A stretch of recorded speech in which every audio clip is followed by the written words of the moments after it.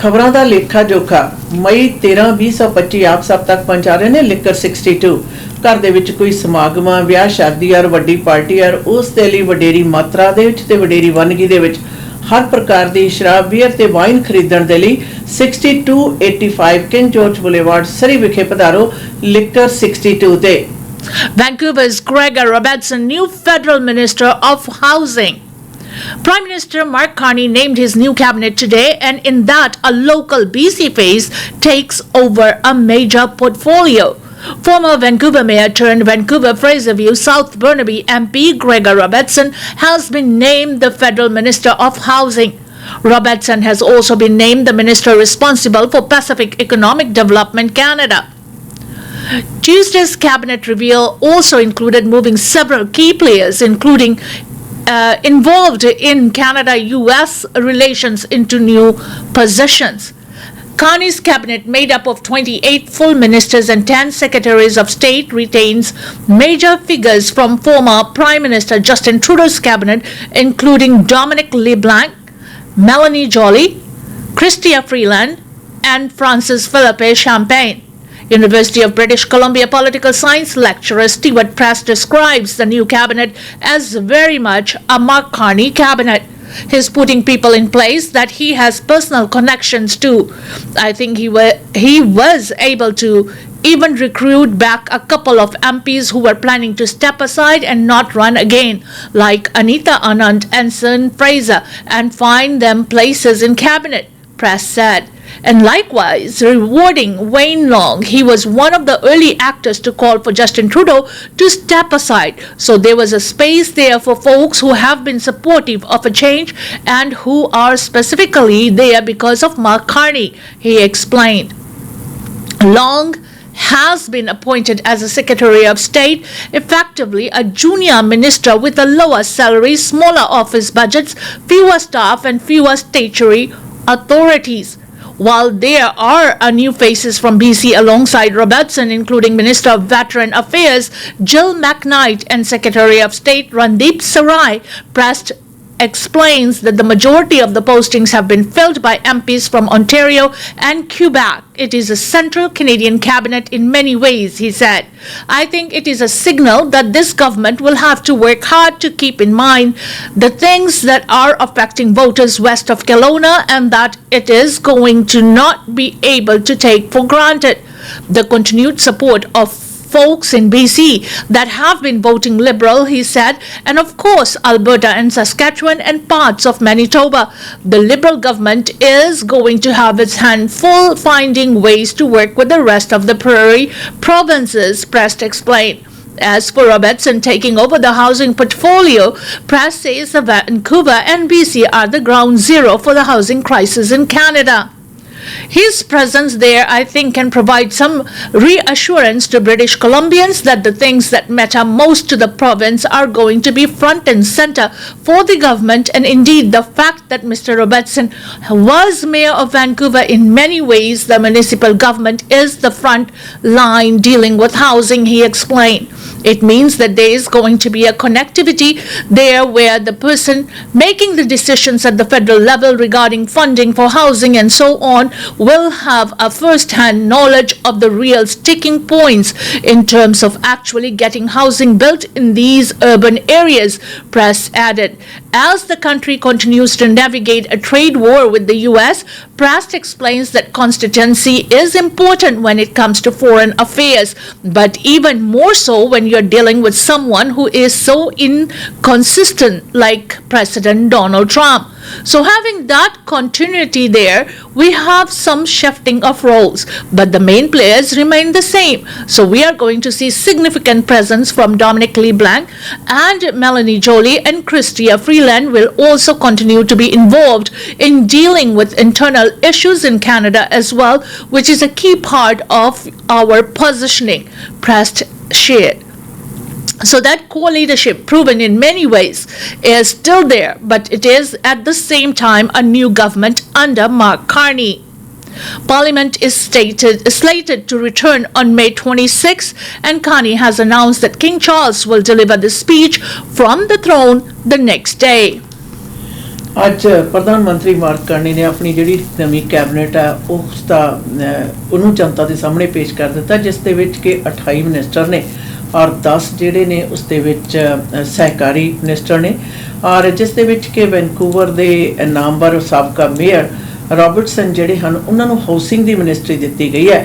ਔਰ ਇੱਥੇ ਗੱਲ ਮਾਰਾ ਨੇ ਇਹ ਵੀ ਕਿਹਾ ਕਿ ਇਹ ਮਿਨਿਸਟਰੀ ਢੁਕਵੀਂ ਹੈ, ਕਾਰਨ ਹੈ ਕਿ BC ਦੇ ਵਿੱਚ ਔਰ ਖਾਸ ਕਰ ਲੋਅਰ ਮੇਨਲੈਂਡ ਦੇ ਵਿੱਚ ਜਿਹੜੀ ਘਰਾਂ ਦੀ ਸਮੱਸਿਆ ਹੈ ਉਹ ਸਭ ਤੋਂ ਜ਼ਿਆਦਾ ਵੱਡੀ ਹੈ, ਔਰ ਰॉबर्टसन ਇਸ ਦੇ ਵਿੱਚ ਕਾਫੀ ਜ਼ਿਆਦਾ ਮਦਦ ਕਰ ਸਕਣਗੇ।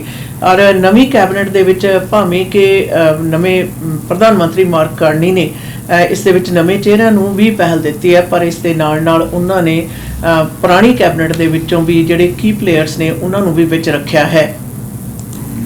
Woman files complaint, considers legal action, later elderly father hurt at BC hospital. A Vancouver woman is sharing her heartbreaking health care story as her father remains in the hospital almost a month after being admitted. Over the Easter long weekend, Janice Keynes said that her 97-year-old father, who lives with his wife at an independent retirement residence in South Surrey, was rushed to Pisarch Hospital with severe shoulder pain. She says he was admitted, although she doesn't know if his bed was in the hall or a room. He spent the night there, and the following day, Keynes says that when he was set to be released, staff found him on the floor. He had suffered broken hip. She's been told that he fell out of his stretcher, and she questions whether the guardrails were up. He's wonderful, and now he's probably going to pass away within the next, I don't know, maybe month, maybe week. It's over, she explained. Kane says she's been trying desperately to get answers about how this happened. I was just wanting to know how did this actually happen, and I called several times, talked to nurses, could not ever get a hold of the nurse who found him. I'm not yelling, I'm not accusing. I would just like to know how did it happen, she said. I was told that it would be escalated. It never was, because I never received a call back. And then I just spoke the other day to the nurse in charge of the second floor, and that was a little disturbing, was she didn't even seem to know that the broken hip happened in the hospital. Keynes has a copy of the original discharge paperwork detailing her father's ER visit and points out that the broken hip is not on there. It actually says that the complaints were general and minor weakness, and it says he had a shoulder issue and there were no recent trauma of falls, she said. Following the fall, her father, a retired airline pilot, underwent hip replacement surgery. Keynes explained she was told that was protocol despite his age and the increased risk, and claims he hasn't undergone any physiotherapy. He has not been up and out of bed. It's just very sad because it didn't have to happen. Kane says there was something surprising that came out of her conversation with the nurse. The one thing that she let slip was there probably weren't enough nurses, she explained. Kane says her father is barely eating. When I went there, it was right after lunch, and on the side there was a tray with all his food on it and hadn't been touched. There's no way he could even get to it. We were feeding him with a straw a little bit. Keynes appreciates her father has had a long life, but through tears admits she's not ready to let him go. There's no choice. That's the difficult part of it. When I went and saw him, I had to turn around and go out because, okay, he's 97 years old, and when it's not your own family or loved one, you say, okay, they lived long life, enough, she said. There's no reason why he should have fallen and broken his hip. She adds that this is just another example of a healthcare system that feels broken beyond repair. I think it's really important that there is some accountability, and if anything, the communication between all the departments improves and money will be spent on care. Where it seems we are understaffed, it seems to me everything is so ambivalent. The Fraser Health Authority said in a statement that it's sorry to hear the concerns this person has shared about their loved one's experience at Peace Arch Hospital. We understand how upsetting it can be when a loved one experiences an unexpected health outcome. While all surgeries involve inherent risk and our care teams follow rigorous protocols to minimize complications, there are unfortunately rare occasions where outcomes differ from what was hoped for it continued. While we will not share details about an individual patient's care of health condition, we can confirm that the department was fully staffed at the time of the question. The patient remains in hospital and we are in direct contact with their family members. The health authority is encouraging anyone with concerns to file a formal complaint. Kane says she has done that and is now considering legal action. South Surrey ਦੇ ਇੱਕ 97 ਸਾਲਾ ਬਜ਼ੁਰਗ ਦੀ ਬੇਟੀ ਨੇ complaint ਕੀਤੀ ਆ ਹਸਪਤਾਲ ਦੇ ਵਿੱਚ ਉਸਦੇ ਪਿਤਾ ਦੇ ਨਾਲ ਜੋ ਹੋਇਆ ਉਸ ਦੇ ਮੁਤਲਕ ਦੇ ਵਿੱਚ ਔਰ ਨਾਲ ਹੀ ਨਾਲ ਉਹਨੇ ਇਹ ਵੀ ਕਿਹਾ ਕਿ ਉਹ ਲੀਗਲ ਐਕਸ਼ਨ ਹੈ ਜਿਹੜਾ ਉਹ ਵੀ ਲਏਗੀ ਔਰ ਉਸਨੇ ਦੱਸਿਆ ਕਿ ਕਿਸ ਪ੍ਰਕਾਰ ਉਸਦੇ 97 ਸਾਲਾ ਜਿਹੜੇ ਪਿਤਾ ਨੇ ਉਹਨਾਂ ਨੂੰ ਪੀਸ ਆਰਚ ਹਸਪੀਟਲੋਂ ਲੈ ਕੇ ਗਏ ਤਾਂ ਉੱਥੇ ਜਦੋਂ ਕਿ ਉਹਨਾਂ ਨੂੰ ਡਿਸਚਾਰਜ ਕਰਨਾ ਸੀ ਉਸ ਤੋਂ ਪਹਿਲਾਂ ਉਹ ਮੰਜੇ ਤੋਂ ਗਿਰੇ ਔਰ ਗਿਰਨ ਦੇ ਨਾਲ ਉਹਨਾਂ ਦਾ ਜਿਹੜਾ ਹਿਪ ਸੀ ਉਹ ਟੁੱਟਿਆ ਤੇ ਜਦੋਂ ਉਹਨਾਂ ਨੇ ਕਿਹਾ ਪੁੱਛਿਆ ਗਿਆ ਕਿ ਕੀ ਸੀਟ ਕੀ ਰੇਲਿੰਗ ਲੱਗੀਆਂ ਹੋਈਆਂ ਸਨ ਜਾਂ ਨਹੀਂ ਇਸ ਦਾ ਉਹਨਾਂ ਨੂੰ ਕੋਈ ਢੁਕਵਾਂ ਜਵਾਬ ਨਹੀਂ ਮਿਲਿਆ ਔਰ ਉਮਰ ਦੇ ਦਰਾਜ਼ ਉਮਰ ਦੇ ਹੋਣ ਦੇ ਬਾਵਜੂਦ ਉਹਨਾਂ ਦੀ ਜਿਹੜੀ ਸਰਜਰੀ ਹੈ ਰਿਪਲੇਸਮੈਂਟ ਦੀ ਕੀਤੀ ਗਈ ਔਰ ਜਿਸ ਤੋਂ ਉਪਰੰਤ ਹੈ ਜਿਹੜੀ ਉਹਨਾਂ ਦੀ ਰਿਕਵਰੀ ਦੇ ਨਾਲ ਪਰਿਵਾਰ ਹੈ ਜਿਹੜਾ ਉਹ ਸੰਤੁਸ਼ਟ ਨਹੀਂ ਹੈ ਤੇ ਉਸਨੇ ਇਹ ਵੀ ਦੱਸਿਆ ਕਿ ਕਿਸ ਪ੍ਰਕਾਰ ਜਿਹੜਾ ਉਹਦਾ ਪਿਤਾ ਮੈਂ ਮੰਨਦੀ ਹਾਂ ਕਿ ਉਸਦੀ ਉਮਰ 97 ਸਾਲ ਹੈ ਉਹਨੇ ਬੜੀ ਵਧੀਆ ਜ਼ਿੰਦਗੀ ਜੀ ਹੈ ਪਰ ਕੋਈ ਵੀ ਨਹੀਂ ਚਾਹੁੰਦਾ ਕਿ ਉਸਦਾ ਮਾਪਾ ਜਾਵੇ ਪਰ ਹੁਣ ਕਹਿੰਦੇ ਮੇਰੇ ਪਿਤਾ ਦੀ ਹਾਲਤ ਇਹ ਹੈ ਕਿ ਉਹ ਬੈਠਾ ਹੈ ਤੇ ਨਾ ਤਾਂ ਕਿਸੇ ਨਾਲ ਗੱਲ ਕਰਦੇ ਨੇ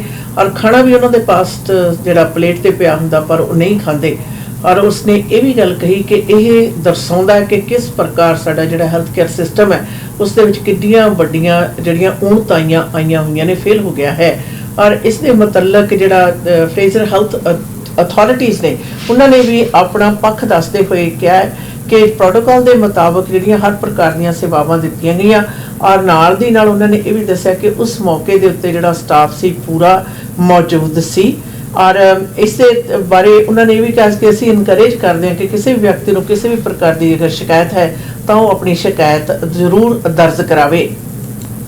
Patello Bridge to close over long weekend. The Patello Bridge, which connects New Westminster and Surrey, will be closed to traffic in both directions over the coming May long weekend. Beginning 9 p.m. Friday, May 16th, and closure will be in effect until Tuesday, May 20th at 5 a.m. The work that's being done is part of the Patello Bridge replacement project and is required to safely install drainage and complete foundations for the approaches to the new replacement bridge in New Westminster and Surrey, Translink said in a statement today. Excavation will take place over the weekend, blocking area access to the bridge. Bridge lanes will also be taken up by equipment to complete the work. Translink says people who would usually take the Patello Bridge are being encouraged to take the Alex Fraser Bridge or Portman bridges instead during the Victoria Day long weekend. N19 night bus trips affected by the closures will be rerouted over the Alex Fraser and Queensborough bridges between New Westminster and Scott Road stations. Drivers should plan for an extra 30 minutes for travel time. Translink adds, saying that there will be plenty of signage indicating all traffic changes and routes. The new Patello Bridge was initially expected to open last year. However, in May of 2024, the province announced that the project would be delayed until at least fall of 2025 due to supply chain issues. Pattullo bridge ਦੀ ਵਰਤੋਂ ਕਰਨ ਵਾਲਿਆਂ ਨੂੰ ਟਰਾਂਸਲਿੰਕ ਵਾਲਿਆਂ ਨੇ ਸੁਚੇਤ ਕੀਤਾ ਕਿ ਐਸ ਜਿਹੜਾ ਆਉਣਾ ਮੇ ਲੌਂਗ ਵੀਕਐਂਡ ਉਸ ਦੇ ਉੱਤੇ ਬੰਦ ਰਹੇਗਾ ਔਰ ਕਾਰਨ ਹੈ ਕਿ ਪਟੋਲੋ ਬ੍ਰਿਜ ਦੀ ਚੱਲ ਰਹੀ ਉਸਾਰੀ ਦੇ ਵਿੱਚ ਕੁਝ ਕੁ ਖੇਤਰ ਹੈ ਜਿਸ ਦੇ ਵਿੱਚੋਂ ਉਹਨਾਂ ਨੂੰ ਕੰਮ ਕਰਨ ਦੀ ਜ਼ਰੂਰਤ ਹੈ ਇਸ ਕਰਕੇ ਫਰਾਈਡੇ 16 ਮਈ ਨੂੰ ਸ਼ਾਮ ਦੇ 9 ਵਜੇ ਤੋਂ ਜਿਹੜਾ ਬ੍ਰਿਜ ਆ ਉਹ ਬੰਦ ਹੋ ਜਾਏਗਾ ਔਰ ਇਹ ਬਿਲਕੁਲ ਬੰਦ ਰਹੇਗਾ ਮੰਗਲਵਾਰ ਸਵੇਰੇ 5 ਵਜੇ ਤੱਕ ਔਰ ਉਹਨਾਂ ਨੇ ਕਿਹਾ ਕਿ ਤੁਸੀਂ ਬਦਲਵਾਂ ਰੂਟ ਲੈ ਸਕਦੇ ਹੋ। ਐਲੈਕਸ ਫਰੇਜ਼ਰ ਬ੍ਰਿਜ ਦਾ ਹਵਾਲਾ ਉਹਨਾਂ ਨੇ ਦਿੱਤਾ ਔਰ ਉਸ ਦੇ ਨਾਲ ਉਹਨਾਂ ਨੇ ਇਹ ਵੀ ਕਿਹਾ ਕਿ ਤੁਹਾਨੂੰ ਤਕਰੀਬਨ 30 ਮਿੰਟ ਹੈ ਜਿਹੜੇ ਜ਼ਿਆਦਾ ਰੱਖਣ ਦੀ ਜ਼ਰੂਰਤ ਹੈ ਔਰ ਉਹ ਬੱਸ ਸਰਵਿਸ ਜਿਹੜੀ ਕਿ ਸਿੱਧੀ ਬ੍ਰਿਜ ਨੂੰ ਪਾਰ ਕਰਕੇ ਨਿਊ ਵੈਸਟਮਿਨਿਸਟਰ ਨੂੰ ਜਾਂਦੀ ਸੀ, ਉਹਨਾਂ ਨੂੰ ਜਿਹੜਾ ਰੂਟ ਹੈ ਉਹ ਵੀ ਚੇਂਜ ਕੀਤਾ ਗਿਆ। ਔਰ ਨਾਲ ਦੀ ਨਾਲ ਮੰਤਰਾਲੇ ਨੇ ਇਸ ਗੱਲ ਦੇ ਉੱਤੇ ਜ਼ਰੂਰ ਕਿਹਾ ਕਿ ਤੁਹਾਨੂੰ ਬਦਲਵੇਂ ਰੂਟ ਤੇ ਜ਼ਿਆਦਾ ਟਾਈਮ ਲੱਗ ਸਕਦਾ ਹੈ। 30 ਮਿੰਟ ਦਾ ਜ਼ਿਆਦਾ ਸਮਾਂ ਰੱਖ ਕੇ ਹੀ ਤੁਸੀਂ ਆਪਣੀ ਡੈਸਟੀਨੇਸ਼ਨ ਤੇ ਪਹੁੰਚਣ ਲਈ ਜ਼ਰੂਰ 30 ਮਿੰਟ ਜਿਹੜੇ ਨੇ ਉਹ ਫਾਲਤੂ ਰੱਖੋ। Prime Minister Mark Carney unveils 38-member cabinet in major shake-up. Prime Minister Mark Carney is giving his cabinet a major shake-up, moving several key players involved in Canada-US relations into positions and promoting 24 new faces to the front bench. Carney's cabinet, 28 full ministers and 10 secretaries of state, retains prominent figures from the Prime Minister Justin Trudeau's government, including Dominic LeBlanc, Melanie Joly, Chrystia Freeland, and Francis Philip Champagne. In one of the biggest moves of the shuffle, Anita Anand becomes Canada's new foreign affairs minister, taking Joly off the Canada-US relations file as US President Donald Trump threatens to upend the global trading order. Anand has long been seen as a rising star within the party and a competent manager, although her cabinet profile rose and fell under Trudeau. Joly, who has been Foreign Affairs Minister since 2021, takes on the complex industry portfolio, while former Public Safety Minister David McGuinty becomes the new Defence Minister. Former Justice Minister Gary takes over from helm at Public Safety. Champagne is staying put as Finance Minister, and LeBlanc will lead the Canada-US trade file. Carney is giving LeBlanc a new title, tasking him with managing Canada-US trade and intergovernmental affairs and creating one Canadian economy. Carney promised during the election campaign to knock down internal trade barriers. The Prime Minister has dropped several cabinet veterans from the Trudeau years, including former Natural Resources Minister Jonathan Wilkinson and former Defence Minister Bill Blair.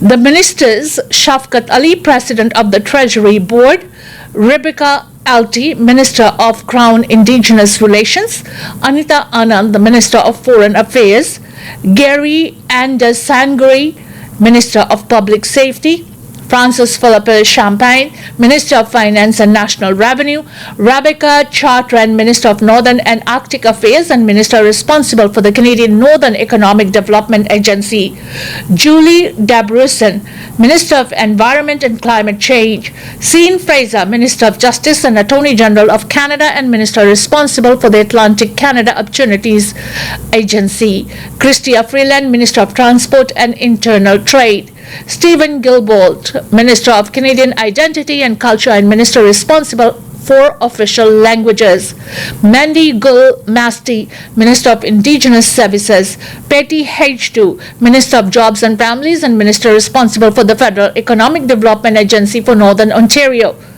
Tim Hodgson, Minister of Energy and Natural Resources, Melanie Joly, Minister of Industry and Minister responsible for Canadian Economic Development for Quebec regions, Dominic LeBlanc, President of the King's Privy Council for Canada and Minister responsible for Canada-US Trade, Intergovernmental Affairs and One Canadian Economy, Joel Lightbound, Minister of Government Transformation, Public Works and Procurement,